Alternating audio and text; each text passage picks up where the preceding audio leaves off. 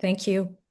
I'm Monica. I am living and working in the Columbia Valley of southeastern British Columbia, which is Tinaha and Secwepemc territory traditionally. Um, I'm really happy to have Kevin here, not just because I also originate from Alberta and I appreciate how he writes about the Albertan context and the land there, but also I think that there's something in his, especially his latest book for everybody, and it's really relevant to us as eco-psychologists. So, really grateful that he agreed to be here today. Thank you, Kevin. Thank you for having me here. Yeah. Um, so in thinking about talking to you today about your book, I was recalling the quote by Aldo Leopold in Sand County Almanac, in which he said, "One of the penalties of an ecological education is that one lives alone in a world of wounds." Um, so, reading your book, I noted different interactions you describe with people in your life, but wondered generally if over the years there was, open acknowledgement of grief amongst you and your colleagues, or was it more that you each quietly carried that alone? Like, just kind of curious about the culture of people working in your field around ecological Mhm. grief. I think it came up sometimes. I can remember standing on the banks of the Crow's Nest and the Old Man River, right where they join with a fellow by the name of Tim Palmer. He was a writer from the States. This was during the fight over the Three Rivers Dam, and it was a very intense emotional moment there. I remember I got quite choked up, and so there was certainly an acknowledgement at that time between those us two about um, the burden that you can sort of develop when you bond to a place and then watch it be fall to the contrary objectives of others, sort of thing. But I think a lot of times when I think about it over the years, it was mostly expressed as anger or frustration, more not so much grief as a safer emotion around, and perhaps one that was um, more oriented towards okay, what can we do about this, rather than you know um, oh, we're victims of circumstances, but yeah, there, when you work in the environmental field, uh, there's lots of things that certainly in our culture and in our generations, um, there's a lot of loss, and uh, a lot of the frustrations that come from trying unsuccessfully to protect things that matter to you. So, so you're certainly carrying it inside of yourself, yeah, um, and suppressing it in my case, Right. Well, your point about anger is well taken too. I mean, anger um, has the potential to be more of a fuel for action anyway, sometimes versus other emotions that are a bit more dampening that way, right? Yeah. But as you get older, I tell you, that anger fuel sort of burns out because you start looking around and saying, "Jesus, I hope there's somebody else out there." Yeah, that's about it. You Yeah, need people to pass the torch to. Yeah. yeah, yeah. Um, so this book was a memoir for you, and you write about your early experiences, of course, with nature. And I had the impression that, say, with birding, I think you might have come to that on your own, but certainly fishing and hunting was a lot with your brothers and your father and within your family, and that really instilled a deep connection to the natural world. So I was curious, like from what you've seen and experienced, how important do you think family and early life experience is in instilling kind of an abiding love for and connection to nature? Certainly, in my experience, it was very fundamental. And it's interesting when I've had this discussion with my wife that there's big pieces of my life that I have very little memory of. Like all the time that we were raising kids and stuff like that. Like I've got a few little snippets, but I think it was just too intense. There was too much going on at that stage of your life. But when I reflect on who I am and where I come from, it all goes back to those childhood experiences, right? I mean, they're quite vivid with me. That's one reason that it's probably the uh, more fully expressed part of the book. It's because the memories are more clear and they were more significant. This is the stage of your life when you're becoming, when you're entering into all the relationships that are going to make you who you are. And so, um, the close, intimate ones with your family are really important. But then through them, you get these other connections. In my case, being taken out into the pheasant hunting country around Strathmore with where our relatives farm, and up into the foothills of Alberta to fish in those streams. That was something you did with your dad. That was something you did with your siblings, and the rest of your life at home, everybody's busy with the stuff they're doing, and you got school and your friends and stuff like that. But this is where you're really building bonds, not just within the family, but also within the world. And so that I think that it just gives that extra weight, a deeper sense of importance to you, that um, both the internal family thing and the external environment thing come together, at the time when you're still trying to figure out who you are, and it's sort of starting to, find that you're more than just a kid in a house. Hmm. Yeah, neat. Mhm. Within ecopsychology, we've had some discussion and acknowledgement about the legacy of national parks as it relates to all the indigenous cultures that have in the past lived in and from these particular places prior to colonization. And I guess to me, I have the impression that it's still fairly recent that Parks Canada has been consulting with First Nations, not only about their knowledge and getting their input for developing various initiatives, but also having reconciliation as somewhat the goal for some of these initiatives as well. And I almost had the sense reading your book that you might have come to this place of knowing these places that you've loved as First Nations territory, kind of ahead of maybe parks federally as an organization. I guess I was just curious what your process has been with that. I know you talked about relationships and interactions with different people, say from the Blackfoot Nations and Stoney Nations in the book. I would say I came to it kind of late. Yeah. I came to it from a place of assumed prejudices that I was raised with. I can remember dismissive conversations that I was party to, not necessarily the one doing the dismissing, but certainly not kind of challenging it. Um, Went to Prince Albert National Park as a superintendent there, and that would have been about the decades pile up, probably around 2009 or so. No, about 2005. Um, that park is surrounded with Cree communities and reserves, and so I saw it as an obligation to get to know them, but I had no real.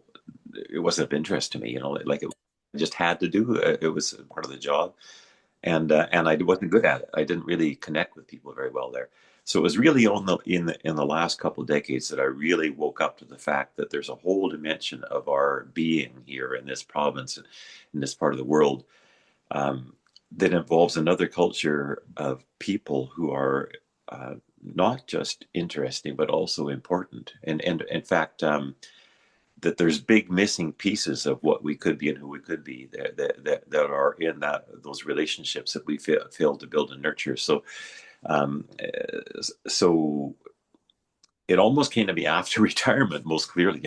So, but certainly in Banff, the interactions I had with the Stoney Nakoda people, the three First Nations there, was where things really started to blossom. And also before that in Waterton, I worked with a very good friend of mine down there who's Gunai, and again it was one of those things where you're actually connecting with human beings as human beings, and finding common interests, and also finding things to learn that you hadn't really thought about before. So um, yeah, I came to it way too late in life, and I think we are collectively in Western culture coming into it very late, and that means that it's very fraught with difficulty, because you're basically um, trying to arrive where you should have been before everything got messy. But you can't undo the fact that everything got messy, and you're working out from that. Mm. The national parks are a good example of that, where They were established to protect the nature of Canada. The nature of Canada is fundamentally tied to the First Nations, the people who who occupied, lived in, and were deeply connected to these places. And yet, the first thing those old national parks did was to exclude them, boot them out, and and then to somehow think that they were representing Canada. Well, good Lord, you know. But at the time that seemed to make sense, I guess. But looking at it in reverse, you realize that we went down a long ways down a path that took us somewhere different, and now we're trying to get back on it. And I hats off to Parks Canada. They're doing some really good stuff now, you know, and it's very encouraging to see, Yeah, yeah. No, there are but some. challenging to understand when you come out of our assumptions that nature is best when it's unpeopled. you know, well, no, nature's always been peopled. It's just that we're not really the best people right now in terms of peopling nature. We do a lot of harm to it because of our tendency to see everything as an other and as everything as a resource. But Yeah. that comes from Western culture. That doesn't come from First Nations culture. That's something that we have to learn, that we Mm. can learn. That's a gift that those treaties have given us that um, we never unwrapped. Mm-hmm. Absolutely. Yeah. Um, you have one of the last chapters in your book is called Spirits and Stories. And I guess in my summary, it's about you experiencing the spiritual in nature. And you talk about growing up in a religious family. I'm curious if even some of that later contact with First Nations folks has helped you talk about that relationship, like kind of a spiritual relationship to nature, or Yeah, relate to in a different way other than, say, the Catholic Church that you were part of growing up. yeah. The Catholic Church that environment that I was steeped in from childhood uh, really wasn't part of connected with nature, except for the fact that it was, I connected with nature through family, and it was a very Catholic family. Um, I think that some of my later connections in life and learnings as I try to dig into this whole question about, you know, um, are there other ways to think about things, other ways to interact with things, other ways to understand things that come um, from First Nations cultures, from the Blackfoot and the Stonies and so forth. Um, uh, I think that was what it did was it gave me the ability to accept things that I had been trying not to accept, but that I was feeling about nature, and that I was sensing out there. I, I was I've been all my life I've been a scientist, a biologist, right? So you're hardwired to this whole idea of being objective and of being separate, and it's awfully hard to unwire that stuff. It's still there right now, but the being enabled to start to acknowledge that different ways of relating to nature were possible and in fact important um, was certainly supported by some of those connections. Um, it's funny. One of the eureka moments for me actually came out of Robin Wall Kimmerer's book. The Breeding Sweetgrass that everybody in the world has read now, I hope. And the chapter where she describes the eureka moment she had with her own language because she was sort of learning her way back into her culture, like like a number of people that I've read recently were doing. And she described how she couldn't figure out why her language treated things not as nouns but as sort of like you weren't a tree, you were being a tree. There was no such thing as a tree. There was only a being a tree. And it really had difficulty with that, and so that had a lot of impact on me. And I started processing that a lot. And I refer to some of this in the book actually, and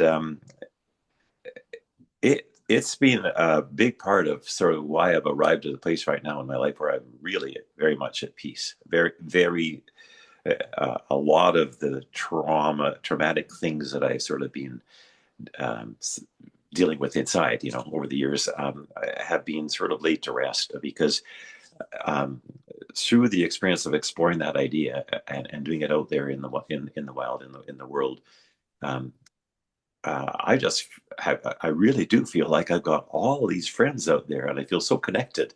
So this feeling of isolation is sort of that we impose on ourselves through our objectivity. It is peeling off, and it puts you in a nice place. Like even as things fall apart around you, you are more connected to them, and so yeah, it drives some other issues with deepens your sense of grief with the things you're losing. But on the other hand, it also means that you're never alone. You know. Mhm. Yeah, yeah, it's still, I'm resisting talking about this because the objective side of my brain says, "Oh boy, you're sounding pretty woo-woo." But um, yeah, I hug trees. I literally do, and I feel hugged back. Right. Although the tree that I mentioned in the book, the goose tree, finally fell uh, to the diversion of the Old Man River last month. She's now lying on her side and mostly awash, so she's not so huggable anymore. But she's sit uponable. Sit upon a bowl. That's awesome. Well, I don't think it sounds woo-woo probably to anyone here, and most of us love trees too and feel hugged by them.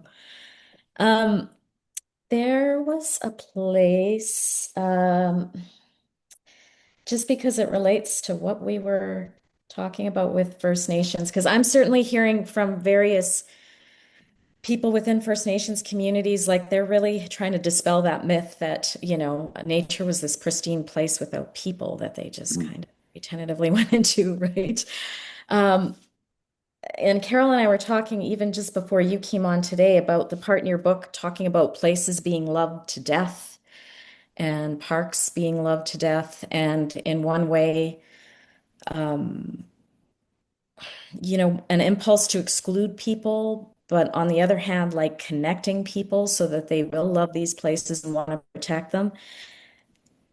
And I think that's even a bit of a conflict in our field because we're trying to connect people to nature, but then as it happens, like you've pointed out too, people might show up to a national park, enjoy their visit, take a lot of photos, and go home unchanged.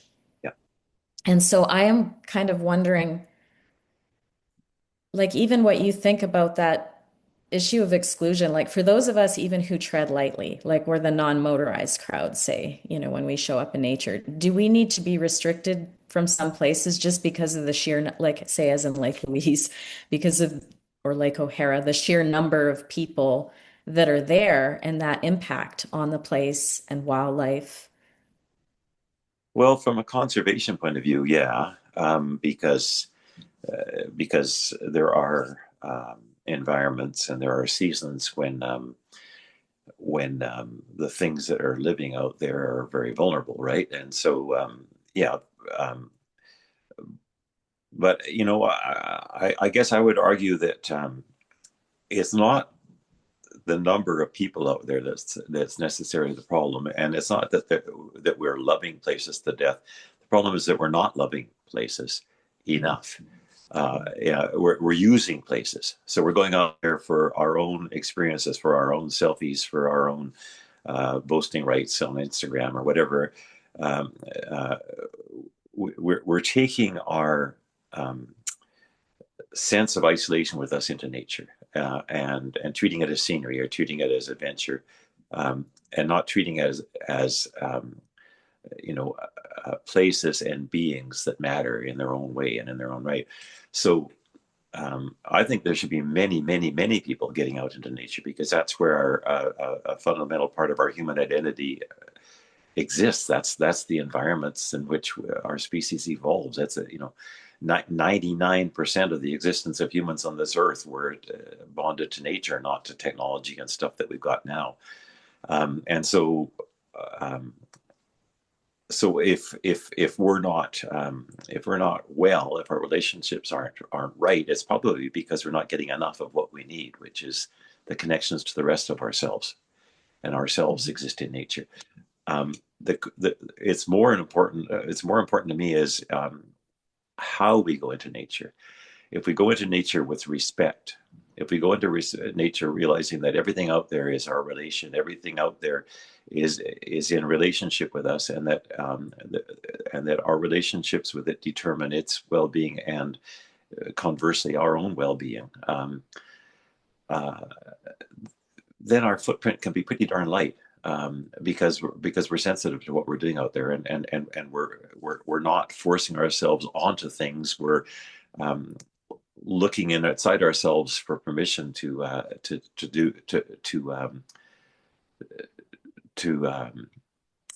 sort of to be there. So yeah, my conundrum with the national parks that I explore in that one chapter in the book there is that um, they are the places where they should be the places where those sorts of things happen. They should be the places where we reconnect with nature. These are the places where we expand our sense of selves through engaging with more of our relatives, more of the things which are on the planet at the same time as us, um, as the pinnacle of evolution. Because everything that's here right now is the pinnacle of evolution, not just us, everything, right? Um, uh, but we don't know all those other things, and to the extent that we don't, we're incomplete. Because I really do think that is part of our human mission is to I take this from what's his name? Lost his name. This is terrible timing, but a Jesuit eco theologian that I read that if there is a human purpose, it is to make creation complete by understanding it, by learning it, by engaging with it, by giving it our consciousness. Well, okay, that's a thing you could be doing in a national park, and man, that national park experience that you would take home with you would be huge because you would go home changed, right? But we go in there as consumers. We go in there as outsiders. We go in there as things to whom, as beings superior to everything else in our heads, and and as a result, it does mean that we have a lot of impact that we don't need to have because we approach it sort of mindlessly and heartlessly in many cases, yeah, and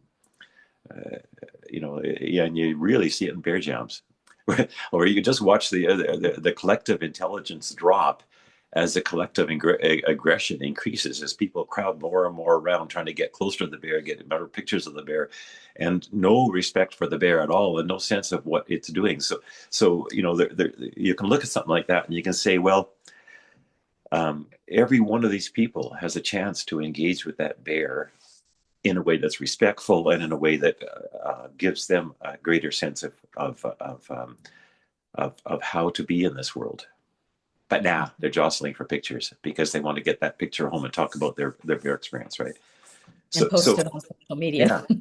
Mhm. So that's the problem. Is it's not the number of us. It still comes back to these relationships and the flaws in our objective worldview that's come to us from the Judeo-Christian religion traditions and from our science traditions. Mhm. Mhm. Yeah, I was on Main Street, Bath once, and there was an elk there feeding on mountain ash berries, and that elk was just a photo op for people. They were crowding that elk. That's all that animal was. Yeah, and you can understand that. I mean, that sort of comes out of our culture, I suppose. But our culture is not doing a good job of living on this planet. So the question is, how do we get to a different space? Um, Mhm. and I guess that's what I would try to explore in that book was to say, okay, now I get to this stage of my life, and I'm realizing all of the abuses that I've been witness to and party to over the years. Um, and I'm not happy with where things are going. And the clock is ticking here. Is there a way forward that'll take us somewhere different? And I do believe there is, and I believe a lot of it does come from learning to see the world differently. And there are teachers out there, and some of those teachers are people that we've dismissed and trivialized as a culture for a century and a half now. And it's long past time to sort of flip the script and become the students and Mhm. to develop some humility and develop some sensitivity to um, our human relations and our non-human relations. Absolutely. It sounds like you feel like there would be room in parks today for some kind of programming that's different, that would be more along these lines. It would be kind of a Absolutely. cultural shift for sure, but Yeah, yeah. Hmm. absolutely. The only thing that I was forced to put into the Banff management plan when I was still working in Banff was a target to increase visitation by 2% per year. Uh, I was very resistant to that because all the consultation we had done has told us that people just wanted to have the outhouses and the picnic tables fixed and the trails improved. They didn't want more stuff, more people. But that was sort of the orders from on high because of the mindset that some of the executive cadre had at the time. And of course, Park Canada blew through that target. I think they went up 17% the next year because they made entry to the park free. But there you go. You see, like if you measure your success quantitatively, then more is better. But if you measure it qualitatively, then fewer might be better because you might have fewer people in the park, but they have a deeper, richer experience. And that is a better thing to give society than a whole bunch more selfies. So yeah, there's a great deal of room for rethinking how we experience national parks and what they do. National parks are a national institution. They express that part of our character that says we are the nature of this place, we love the nature of this place, we value the nature of this place. Well, that's not how we treat them. We treat them as a tourism commodity. Um, so couldn't we set higher goals for ourselves in terms of how we uh, protect and present these places that are supposed to be expressions of who we are and where we are? Hmm. Hmm. For sure. What are you could answer this question either on the angle of what are you most proud of in your own work, or what were you around for that to you felt like an important win, or just Hmm. something really positive. Well, I can give you a couple. Certainly in my own career, I felt very good about the uh, process by which we welcomed the Stoney Nakoda people back into Banff National Park, from which they had been excluded uh, in various ways for over a century and a half. Um, that wasn't my work. I was just lucky enough to be there at the time when the possibilities ripened, and to be motivated to say, well, then let's make it happen. So that was a real gift to be the superintendent of Banff at the time that happened, and to play that finishing touch role on that. And then another dimension of that was being party to the return of bison to Banff, because those are really the same story in many ways. I would say the other thing that I was really excited about was the decision to open the eastern slopes to coal, because what it did was it pulled together an incredible coalition of people who had never talked to each other before, who had no relationship with each other, but who suddenly found in one another a common love for the mountains and for common concern about our water. And and to me, to my way of thinking, what I saw happen there was the bubbling up of the possibilities of being treaty people, of what it really means. The treaties were between the First Nations and the representatives of the Crown to enable settlement here, right from away. But fundamentally, when you engage into a treaty with First Nations, you're engaging into a treaty with the land as well, because you can't separate those two. And so this coming together of people, of First Nations, ranchers, fishermen, uh, movie people, business people, um, over an issue that put our land and our water at threat. Well, geez, that was almost like saying, we're starting to understand what this means to be in this treaty relationship and what it demands of us. So I thought that was so cool. I mean, that there is so much potential to build off of that. Um, and fortunately, the Alberta government is still insisting that they want to have some coal mining, so they continue to fan the flames. It's sort of weird, like it's bad news, but it generates this incredible possibility where it wakens people up to what matters and to who cares and to how we are. Yeah, well, and as someone who's been worried about the eastern slopes, I thank you for that perspective. Yeah, like I'm definitely putting the Pollyanna spin on this thing, but every crisis is an opportunity if you don't let it beat you down. Right. And And it every opportunity that you get smug about becomes a crisis because you didn't care enough. So, um, ironically, I do believe we've saved most of the eastern slopes from coal. We still got a couple of fights underway, um, but I believe that whole debate has taken us to the edge of a really good place if we can just keep it together. If we could just keep reminding ourselves that we are all humans. We are all connected by things that we care about and share, and and it's our responsibility to work together to hang on to those things. Mhm. It has been special to see people in Southern Alberta mobilize around that. It's been a pleasant surprise for sure. Yeah. Mhm. Um, at this stage, what does hope mean to you? How do you cultivate it, or is it just there? And what advice do you have, maybe for the rest of us around that? Well, I'm going to borrow once again because I borrowed from it before from another writer, a fellow by the name of Robert McFarlane, whose latest book is A River Alive, and I'll put in a plug for it right here. It's an incredible piece of work. But I had to host him for an event in Calgary, and somebody asked him that question about hope, and where he gets hope, considering how deeply he's looked into some of these issues and how messy they are, right? And he said, despair is an indulgence, hope is a discipline. And I Mhm. just loved that, because it's easy to give up, and that absolves you of responsibility. You can walk away. It's a privilege you grant yourself. It's not suffering. It's escape. Um, but hope is something that happens as soon as you decide to act. Like you might be acting, against all the odds. You might know that you're going to lose, but the fact that you acted creates hope. So we are all hope makers. So if you're looking for hope, make it. Do something, because as soon as you do something, you're expressing hope. In my own mind, I separate optimism from hope. Like I look at optimism as something that's an objective thing based on an assessment of the situation.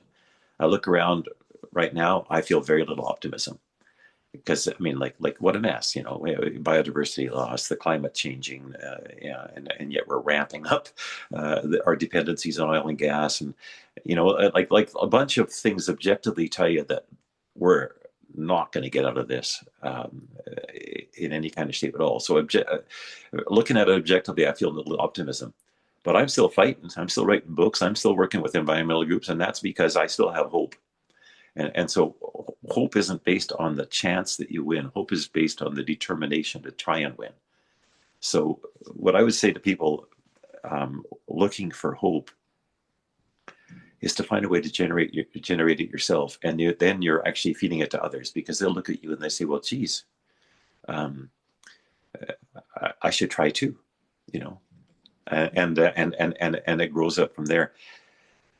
I think the other thing is that if I'm offering advice to people here, it would be to say we are really beset with a lot of information, and we're all hooked on our bloody iPhones and things like that. So we're constantly scrolling through bad news. We're constantly casting around the whole world at all the things that are going wrong, and especially if we're got a if we're following news feeds based on our favorite subject. Well, like I've got a water news feed that constantly feeds me bad news about water from around the world, right? Um, so you can just load yourself up with hopelessness that way. But we don't live in the whole world. We live here. And so for me, I'm focused on the eastern slopes of the Rockies and the prairies of Alberta, and that's it. Yeah, there's a lot of other things wrong in the world, but I'm not going to get burn myself out getting involved with them because I can't do much there, but I can do something here.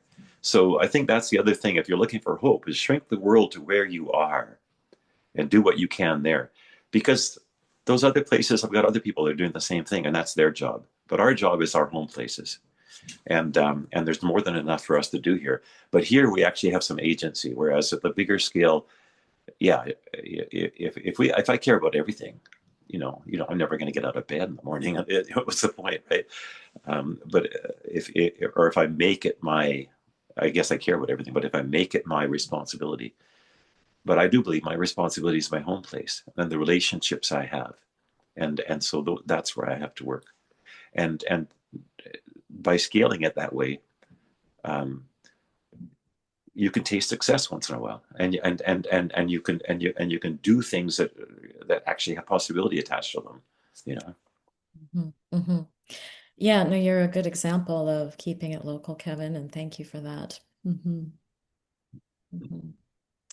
Um, okay, Carol, I'm wondering if you feel like you could hop on with your question and that'll give people a chance to kind of mobilize with their own questions.